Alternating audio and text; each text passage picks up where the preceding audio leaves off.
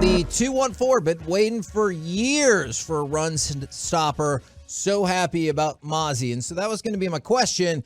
What was your favorite Cowboys draft pick? And I guess to be fair, if you want to throw in your least favorite Cowboys draft pick, that seems acceptable as well from the weekend. Already a lot of people saying Mazi, which is great because in the moment, I know people were hoping for Joey Porter Jr., I feel like was a big name that people were hoping for. Perhaps any of those tight ends you kept hearing about all day. Yeah, there were lots of different options there.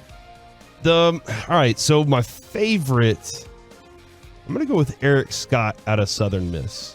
I know Kevin, look at his combine here in like a 4.7.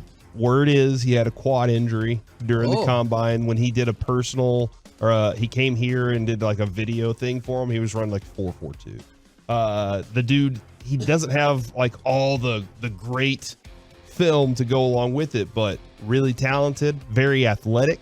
One of those guys that I'm really interested. I think he'll take over the Kelvin Joseph, like what we were expecting from Kelvin Joseph. I think he'll take that over from him. You know how he can get off to a great start to do that, right? Just not be in the car with people who kill somebody. Yeah. So that would be a really like.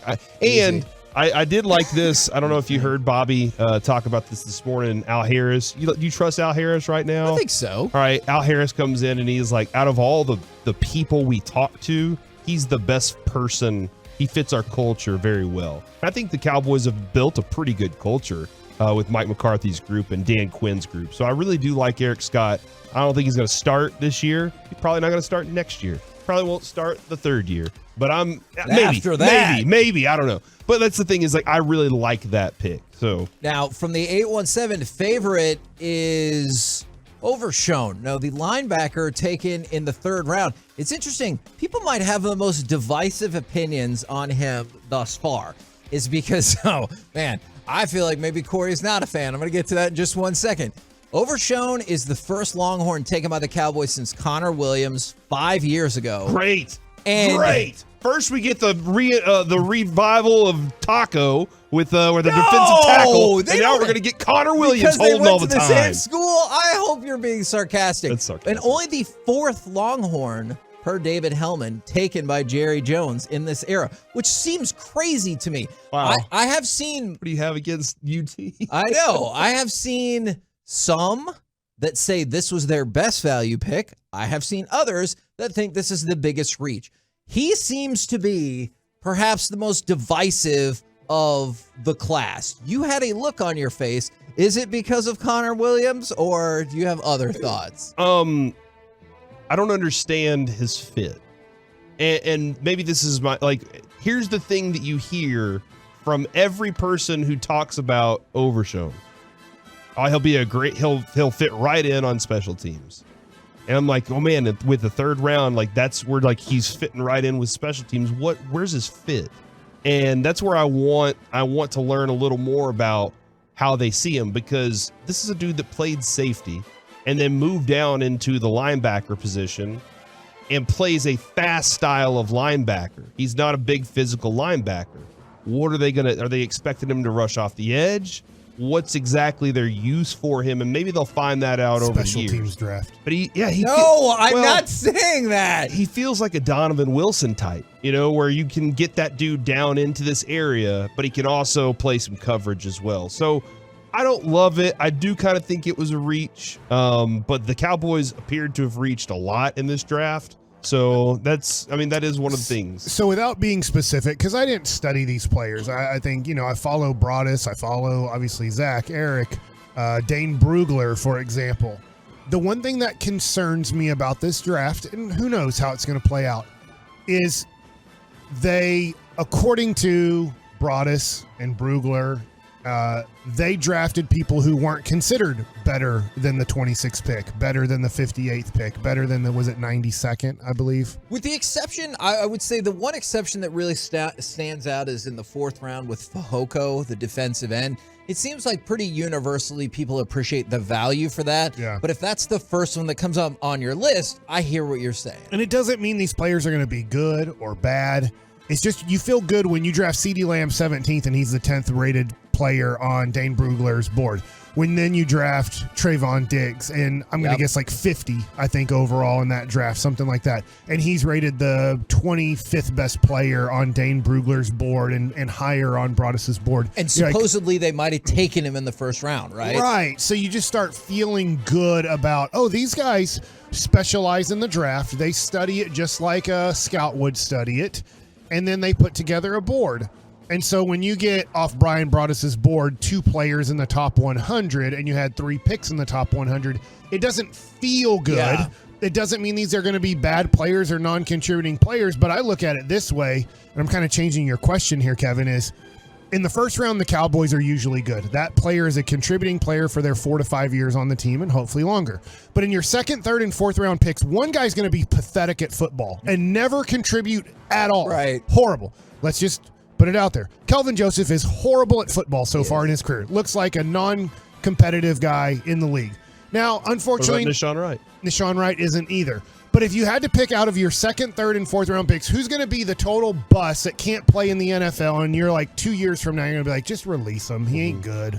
See, and then the one guy's going to contribute. Your second, third, or fourth round guy, that's a good pick. He's contributing to our team. I think the one thing with Overshown, Kevin, if people are hyped about him, let them be hyped about him. For sure. I'm still trying to figure out exactly what I want to use him for, but I will say Dan Quinn has done some things over the last couple of years now that you've been like, that's not typical. And he looks like the coach that actually went and sat in a barn and watched every game and said, how can I mismatch everything? So he has a guy who is, for me, you have to have a Phillips head screwdriver. You have to have a flathead and a hammer. You have to have certain tools.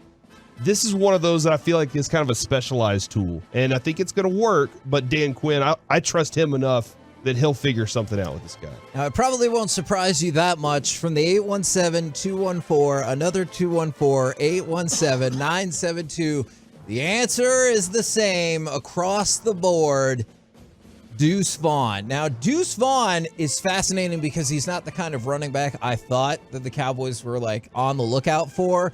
And also, I believe we said the shortest player ever measured at the combine since they started. 5'5", 176. Since they started keeping those stats. But I think what's magical for everyone is Chris Vaughn is a scout for the Dallas Cowboys. He is the dad of Deuce Vaughn. He would excuse himself from the room every time they were doing an evaluation of Deuce Vaughn. He did not have to excuse himself from the room when it was time to make the call to his son. Hey, buddy. How's it going? Hey, it's going good. This is Dad. My phone wasn't working. Look at here, man. You want to come to work with me next week? I wouldn't mind that at all.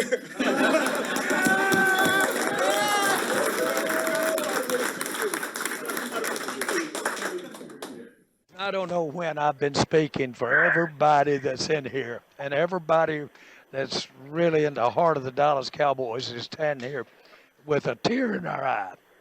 We're so happy to have you on the Dallas Cowboys. Man, and I can't thank you enough. Well, what I really want to say, you earned every ounce of me being able to make this call.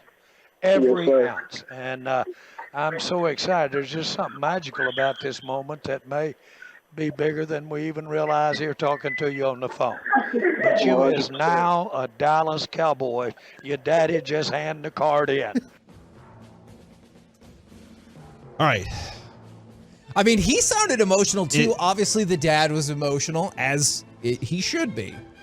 I'm gonna come off real bad. Oh no! Are you about to crap on this pick? I'm always so happy for everybody and everything, but what is happening? Mike, we talk about the cool stories part of things a lot with the Cowboys, and this is a cool story.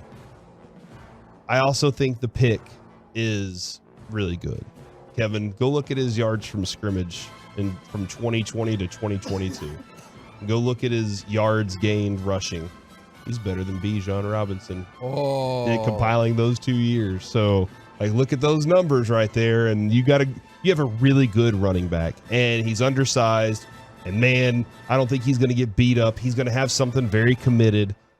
I don't know, the story part of it, like this is a business where you're trying to win football games. How much of that matters? What are you doing right now? Congratulations to the Vaughn family. That's awesome. Really, I'm trying not to be like too bad about it, but like that's become the biggest story of the draft for the Cowboys.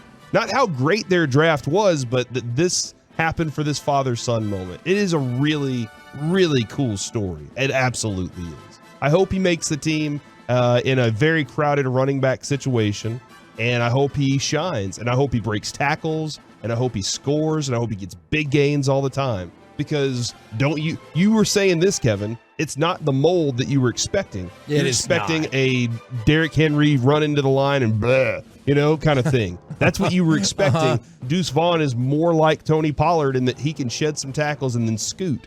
And quite honestly, isn't that what you want in your running back field, is a bunch of guys that can shed tackles and run? Now, as we said, reaction is all over the place. Mel Kiper, for example, said the best pick that the Cowboys made was Overshown. Pete Prisco, who, by the way, loved the Cowboys draft. He's loved draft. it from the first pick, man. He's been all about it. He gave Mazi Smith an A. He said that was their best pick. He said Eric Scott was their worst pick. And their most interesting pick was Deuce Vaughn. And then, like I said, I've seen multiple other spots where folks seem to really think that Fehoko, not to be confused with Semi Fehoko, completely different body types and positions, as this is a defensive end, can come in and maybe make an impact sooner rather than later. Now, I'm not saying impact in terms of he's clearly going to overthrow one of your starters, because that would be a shocking turn of events. But in terms of somebody that could make an impact, it looks like Fehoko, the 4th-round pick, is getting a whole lot of traction from people, which is great. I look at that one. I'm really excited about it too, yet at the same time tempered in expectations because of position.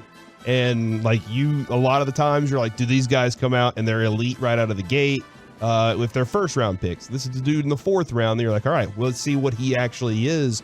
I read up, Kevin, lots of violence in every single play on this dude. So I'm perfectly okay with that. You're going to go attack. That's what you're going to do. Let's get after it. So if there's a lot of that kind of energy, Vita Vea is his bloodline cousin. They say there's a lot of similar energy, and that this dude loves to knife into the backfield and get not allow runners to even get to the line. So that's something I'm all right with. Now, there are already people that are projecting what's going to happen with Deuce Vaughn from the 214, 10 to 15 touches a game. That, I have to admit, I would be really surprised if that happened in the first year. From the 972, Deuce is electric. He gets an open field, game over. And then, as you can probably guess, there are other people that are saying the worst picks were the people that they didn't get. Like, they want this person, for the particular from the 469, wanted Roschon Johnson. As you can guess, probably multiple people who wanted Joey Porter Jr. And I understand all of that.